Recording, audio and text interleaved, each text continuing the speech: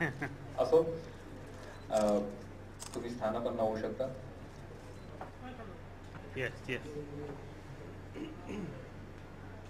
पहिले म्हणजे दोन महापुरुषांची मी नाव घेईन. छत्रपती शिवाजी महाराज आणि परमपूज्य डॉक्टर बाबासाहेब आंबेडकर यांच्या थोड्याशा विचाराने मी पुढे जात आहे. आणि ओम साई रिद्धी प्रोडक्शन या निर्मिती संस्थाने आम्ही आशियाना चित्रपट आता नुकताच सादर करत आहोत. 31 ऑक्टोबरला तो रिलीज होईल. याच्या पाठचं जे काही आहे 31 ऑक्टोबर हे आता 2 महिन्यावर आहे. पण आम्ही हे 3 वर्षापासून संघर्ष करत आहोत. 3 वर्ष पासून संघर्ष करत आहोत. मराठी डायरेक्टर माझ्याकडे येऊन गेले आणि भरपूर काही याच्यात घडलेलं आहे. पण त्याच्यानंतर अजित माझ्याकडे आला एक दिवस. मग अजित मला भेटला. त्याच्यानंतर दुसऱ्या दिवशी आम्ही अजितला बोलून घेतले आणि ते काम चालू केले. आशियाना हा विषय मी आता सांगू शकत नाही कुणाला.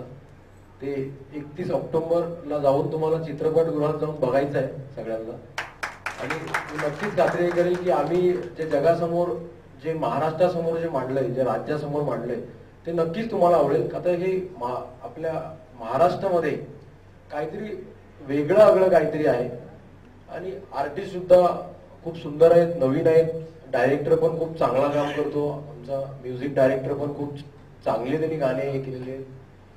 त्याच्यानंतर आमचे वरिष्ठ आहेत यतीन कार्लेकर, त्याच्यानंतर संजीवनी जाधव, प्रफुल्ल सामंत, हे सगळे आहेत. ज्येष्ठ कलाकार पण आमच्या सोबत आहेत. त्यांचा आशीर्वाद आमच्या पाठीशी आहे. आणि यंग मुलंही आमच्या सोबत आहेत. मला एक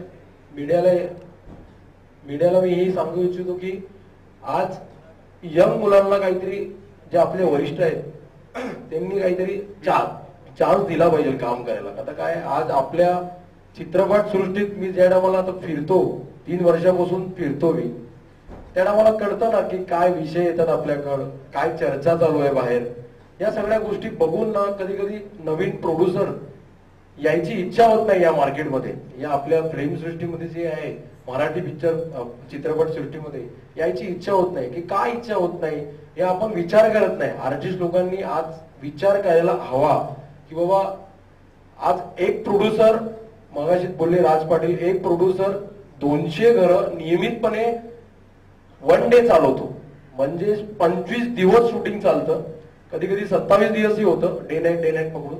पण 27 दिवस एक प्रोड्युसर 200 जणांना रोज चालवतो. म्हणजे विचार करा, त्या प्रोड्युसर आता जर का त्यांनी 2014 मध्ये एक चित्रपट त्यांनी काढला, परत तो 2015 मध्ये काढेल. या सगळ्या गोष्टी जर त्याला व्यवस्थित तुम्ही जगवलं ना तर खूप सुंदर होईल. तो 10 चित्रपटही काढेल, मला असं वाटतं. आणि या सगळ्या गोष्टी तुम्ही फक्त आर्टिस्टनी लक्षात ठेवाव्या. एवढेच माझे 2 शब्द म्हणून मी संबोधून देईन. ते महाराष्ट्र आपला प्रत्येक आपला स्वतःसाठी बचाव करण्यासाठी काय काय संघर्ष करते हे सगळं त्या चित्रपटात दाखवलं आहे. आणि आम्ही हेच सांगू की 31 ऑक्टोबरला आशियाना चित्रपट रिलीज होत आहे. जाऊन चित्रपटगृहामध्ये बघा आणि आवर्जून बघा. धन्यवाद.